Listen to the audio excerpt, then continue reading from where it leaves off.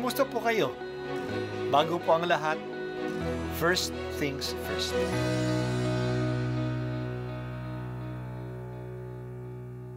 Good morning po. Sinisimulan po natin ngayon ang first things first. At dito po, tinatalakay natin sa unang bahagi ng umaga natin ay ang first readings na binabasa po sa banal na misa. Ito pong tinatalakay natin kasi madalas po kasi marami na tayong alam tungkol sa gospel readings. Pero konti po ang nagsasalita sa first readings. Pero ang first readings, bahagi din po yan ng Biblia, ng banal na kasulatan. Kaya susubaybayan po natin ang mga first readings, basahin po natin at kuminsan kailangan ng basahin ng 2 o 3 beses bago maintindihan kasi hindi po tayo familiar sa mga istorya at sa mga kaisipan na tinatalakay dito. Ang pagbasa mula sa aklat ng Exodo noong mga araw na iyon, naglakbay ang mga Israelita patungong Sukot. Humigit kumulang na 600,000 ang mga lalaki, bukod pa sa mga babae at mga bata. Maraming hindi Israelita ang sumama sa kanila. Marami silang dalang tupa, kambing at baka, at niluto nila ang dala nilang gagawing tinapay na walang lebadura. Hindi nila ito nakuhang lagyan ng lebadura sapagkat apurahan ang kanilang pag-alis sa Ehipto. Wala na silang panahong magluto ng pagkain. Ang mga Israelita ay naninirahan sa Ehipto ng 430 taon. Huling araw ng ika-430 taon nang umalis sa Ehipto ang mga hukbo ng Panginoon.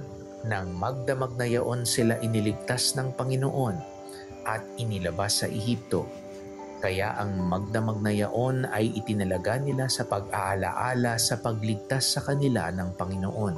Ang pag-aalaalang yaon ay patuloy nilang gagawin habang panahon. Ang salita ng Diyos. Salamat sa Diyos.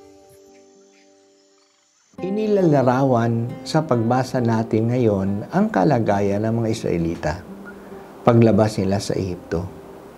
Sila ay tumira doon ng 430 taon.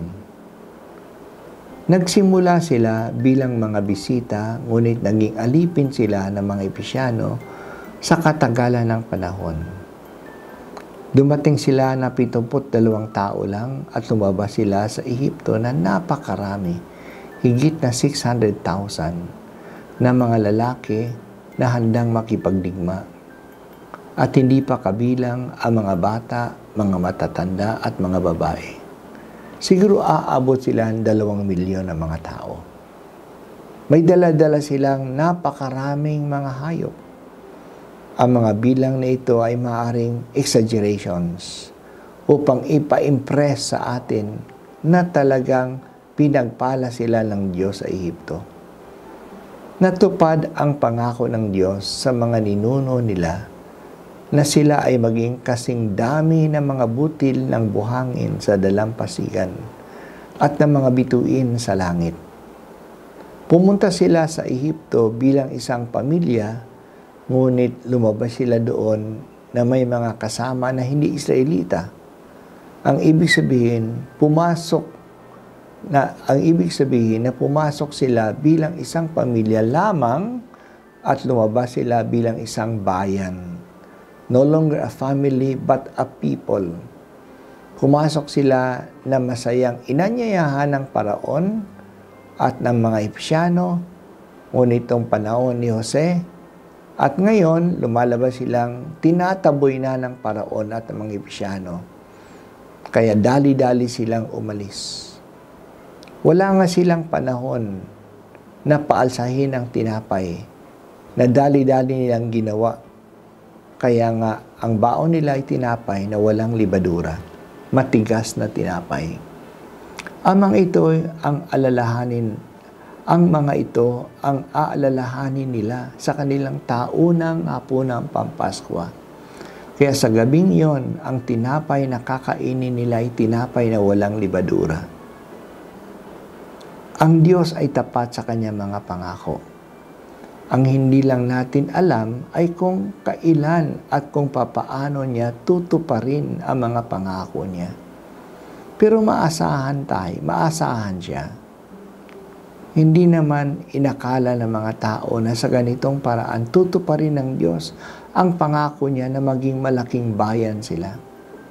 Hindi man ito na-imagine man lang ni Abraham, ni Isaac o ni Jacob. Natupad na ang isang pangako. Ang pangalawang pangako ng lupain ay matutupad pagkatapos ng 40 taon ng paglalakbay sa disyerto at sa pakikipagdigma nila sa mga taga roon. Ang pangako na maging pagpapala sila sa lahat ng mga bansa ay mangyayari pagkaraan ng 1,000 taon, 1,500 taon pa, pagdating ng Mesiyas, ng Kristo, ng isang Hudyo para magbigay kaligtasan para sa lahat mula sa kasalanan. Tapat ang Diyos. Umasa tayo sa Kanya. Gagawin niya ang Kanyang salita. Pero kailangan natin ng patience. Because God's reckoning of time is different from ours. And God's ways are different from our ways.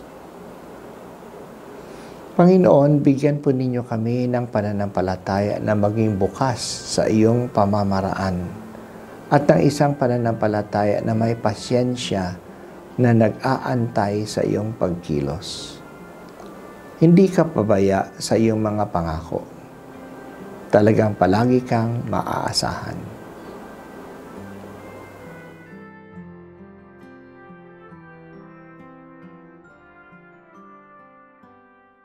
At ako po ay si Bishop Broderick Pabilio dito sa First Things First.